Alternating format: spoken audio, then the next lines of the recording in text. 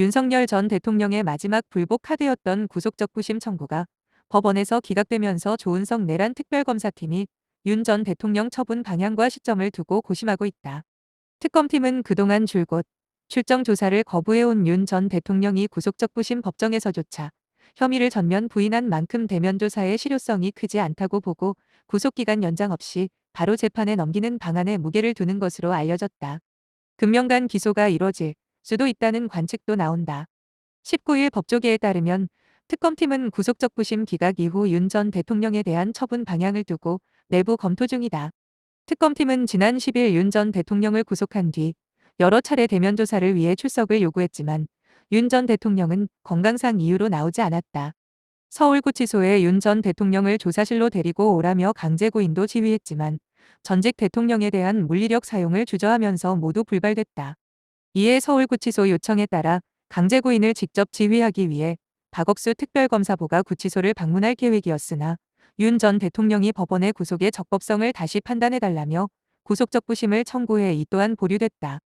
전날 법원의 구속적부심 기각으로 특검팀은 윤 전 대통령 강제 구인을 다시 한번 시도할지 아니면 구속기간 연장 없이 재판에 넘길지 검토 중이다.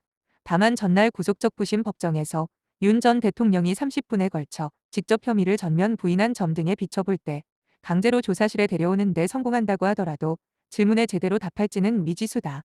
물론 대면 조사를 진행해 윤 전 대통령이 진술거부권을 행사한 조서를 공소 기록에 첨부하는 것도 의미가 있다는 분석이 나오지만 사실상 실익이 크지 않다고 특검팀은 보고 있다.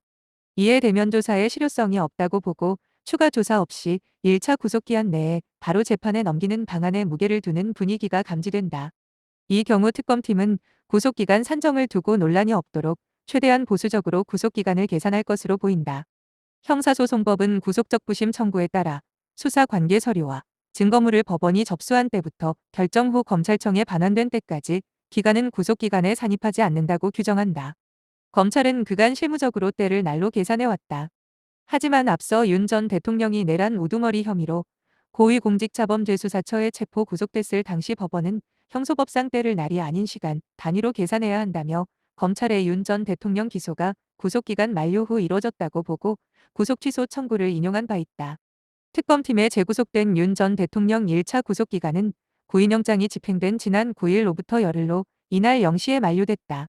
검찰 실무례대로 날로 계산하면 구속적부심이 청구되고 결과가 나오기까지 3일이 추가돼 1차 구속기간은 22일 0시까지가 되지만 시간으로 계산하면 50여 시간이 더 늘어나게 되면서 21일 새벽 또는 아침께 구속기간이 만료되는 것으로 볼 수 있다.